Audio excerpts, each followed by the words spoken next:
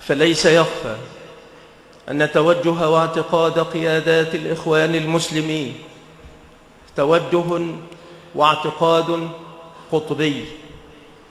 وقد وقع سطو منظم على المسار البنائي، وإن كان هو في الأصل منحرفا حتى استلب تماما وصار مسارا قطبيا ذا نفس تكفيري حاد. فعن هذا الفكر تصدر قرارات القيادات وعليه تقتات تصوراتها، وهو يفسر لك التقارب الذي يقع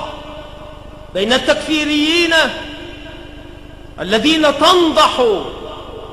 بواطنهم على ظواهرهم في فلتات ألسنتهم ولفتات أعناقهم وإشارات أيديهم وفي تهديداتهم جلية ومبطنة،